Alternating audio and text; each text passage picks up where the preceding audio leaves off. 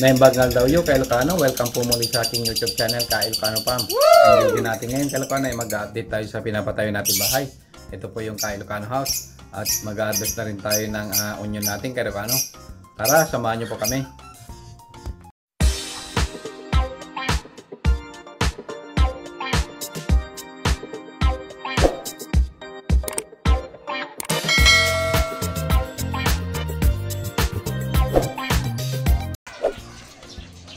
So ito ng bakod natin kay Ilocano, ginagawa nila.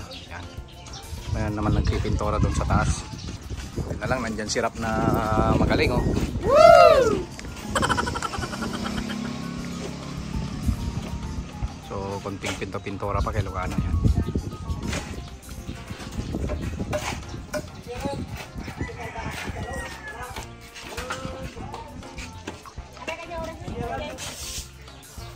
Lagay tayo ng malunggay kay Ilocano. Yan oh, para sa mga kakatil natin.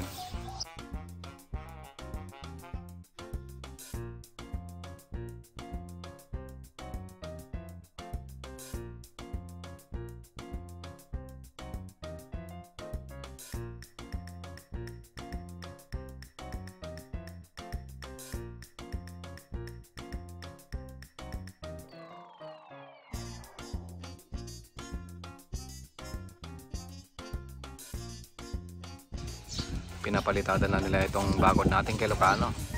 Yan o.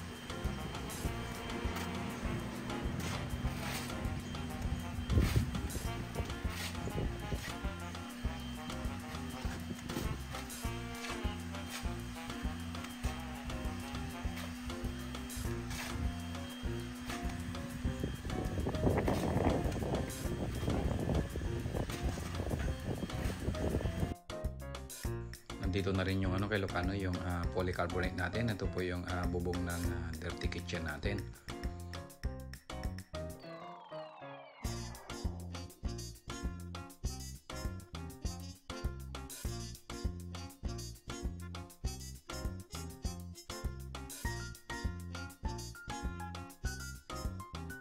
Maglalagay na rin tayo ng towel holder natin dito sa banyo natin kay Ilocano.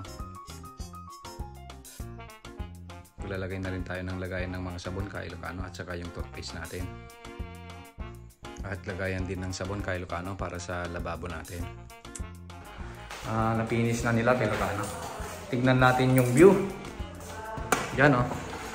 Oh yan, di ba? Presko yung hangin. Tapos kita natin yung sunset. Yan oh. Wow! Tanaw na natin yung kapatagan kay Ilocano. Yan. Maganda na kay Ilocano. So pwede na itong tulugan.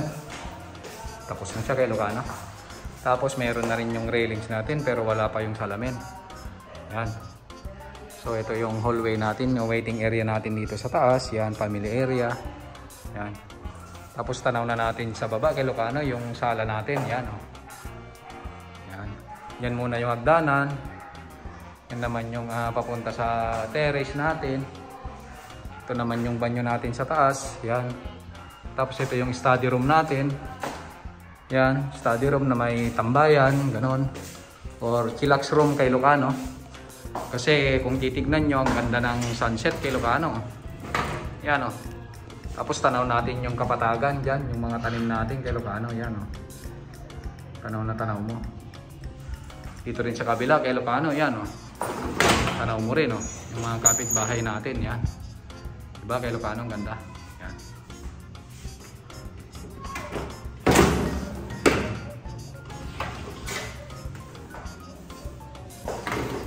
Malaki kasi yung bentana nito kay Ilocano kasi study room to eh. Tapos yan. Pupunta naman tayo sa master's bedroom. Ito yung hagdanan, ito yung naman yung hallway. Yan, papunta dun sa terrace natin.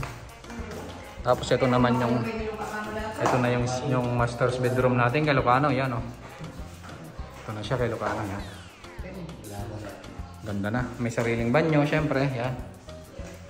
Yan oh. Yan. So, medyo okay na siya kay Ilocano. Yan na siya. Tapos pupunta naman tayo sa terrace. Sa harap, yan. Yan na kay Ilocano, yan oh, yung terrace natin. Wala pa yung railings niya. Inaantay pa nila yung ano. Yung view natin sa kapitbahay natin kay Ilocano, yan. Ganda na katagyahin na. Yan. Yan, yung master's bedroom natin.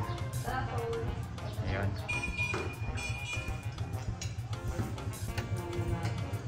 Yan. Yan. So, konting kembot pa kay Ilocano.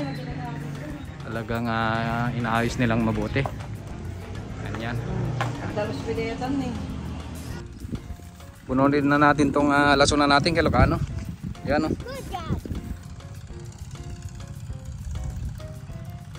Mabaling nga maartom neta kay Ilocano. Taman di bagas na no darakal. Oh, darakal kay Ilocano yan oh, di ba? Yan. Yan oh. Madami pa kay Ilocano.